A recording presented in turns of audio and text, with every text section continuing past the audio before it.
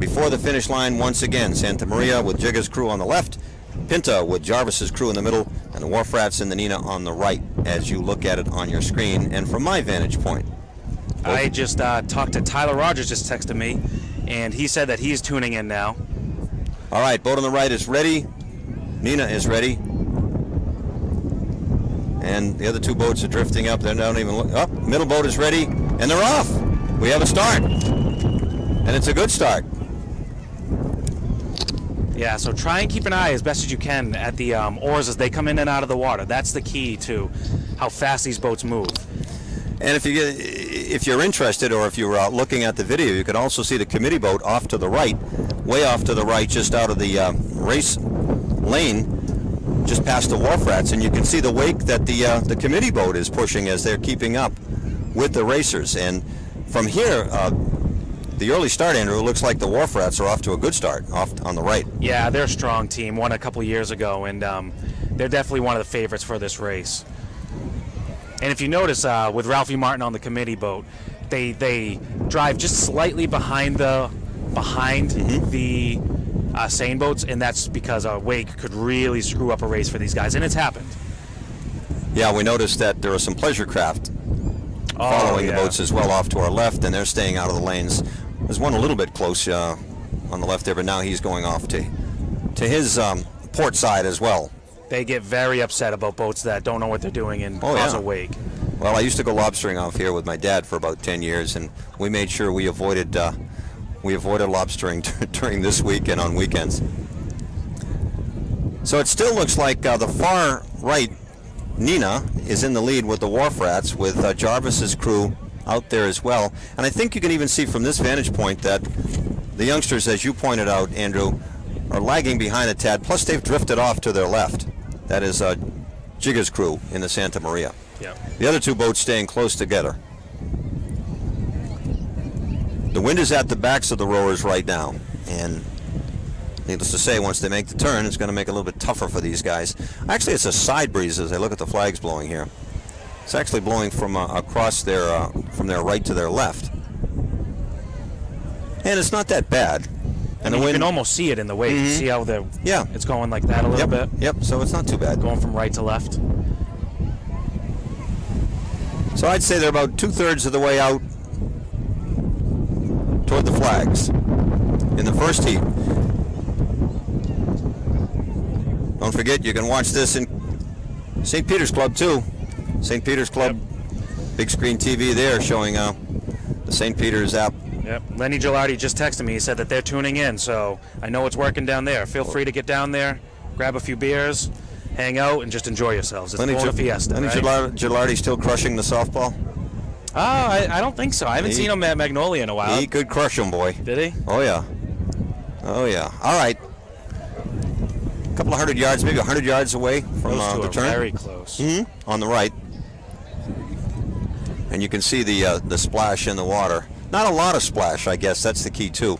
You want to get that good stroke and the good push. You know, it's funny, Andrew, is you see some of these still pictures that you'll see this week in the paper, and these oars, you'll see them actually bending with the strength of the rowers in the water pushing that water out. These oars, and you see a pretty good bend in them as well. Oh yeah. And you can't do that on dry. I know I can't do it. No, I cannot either. On dry land especially, but in the water, these guys are so strong. And you know, a lot of these guys, they really think about it all year, and they're training all year. You know. Oh yeah. And a lot of them are they're well-known athletes in the city who go on and continue to do this as grown-ups, and it becomes pretty much a lifelong passion, much as softball was for some of us. Still a ways out from approaching the turn in this first heat.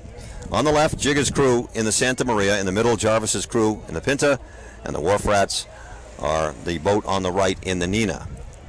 Spectacular evening here. The inner harbor of Gloucester. Not really the inner harbor, but this is the inner portion of the outer harbor, if you will. Right at Pavilion Beach. Now, I could be mistaken. I think for this weekend's events, we should try and get a walkie-talkie from Ralphie Martin on the committee boat. That'd be cool. But as they go into their turns, I wanted to say that Jarvis was leading, and it looks like going into that turn, they are leading.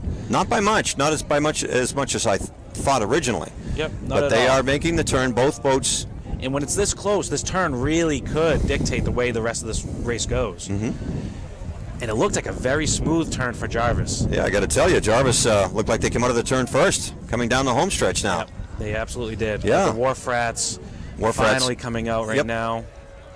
And Giga's crew still kind of turning, but kind of coming out of it. And here's the home stretch.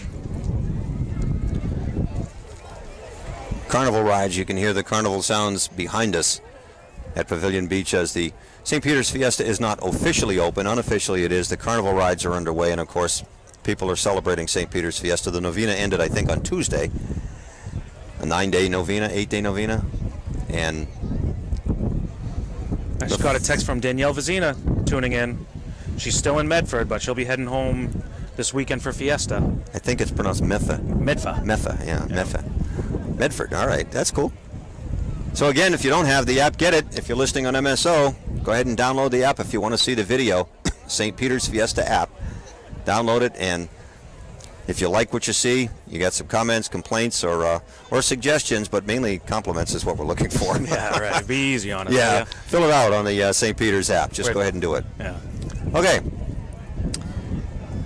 So all three boats have made the turn. You can see quite clearly from this vantage point that Giga's crew is behind the other two boats. Very hard to tell who's in the lead right now, but if I had to bet, I'd bet a nickel on Jarvis's crew in the middle. If I had to just try and say the distances apart, I mean, I would say that Giga's crew is maybe two boats, a boat and a half back, and the Wharf Rats are half a boat back, with Jarvis's crew really leading the charge. Yeah, they got a nice line, and we noticed that Giga's crew has got back on the line. They're coming back much tighter to the other boats than they were going out.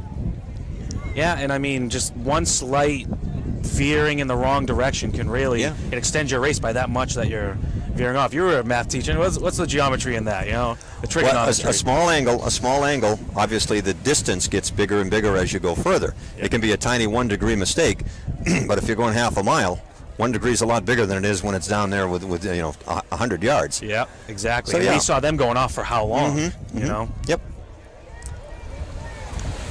So down the home stretch, you got.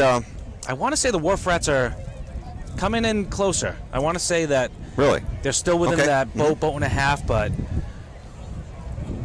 it looks to me like they're making a move. Now, how many of these boats will it be? One or two that go on to row again? First, out of this race, two move. Two out of this Saturday. one out of the next one, and one out of the next one. Exactly. Right. Well, yeah. Otherwise, why?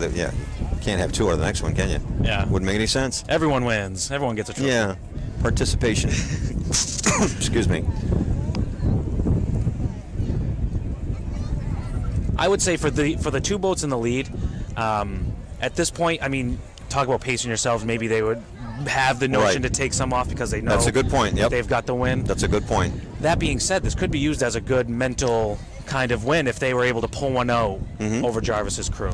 Well, I know that the competition, when you're on the field of play, you play to win. But I get that about not expending yourself totally because you want to live to row another day, and the first two boats will, and that obviously will be Jarvis's crew and Wharf Rats. The boat in the middle, the boat on the right, the Pinta and the Nina, respectively.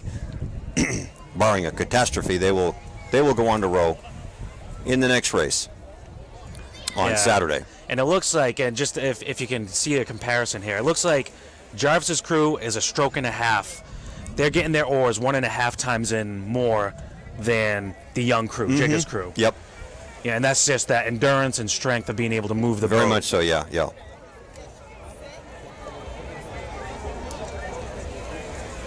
And they're almost in sync, the two lead boats, in terms of the rowing. The row in the water, the paddles in the water. Well, here we come down to the stretch, and again, it'll be Jarvis's crew finishing first, and Wharf Rats second in the first elimination race here at Pavilion Beach. And earlier we were looking at the tide charts, actually. And for Saturday and Sunday, it's going to be as high of tide as it can be. Really?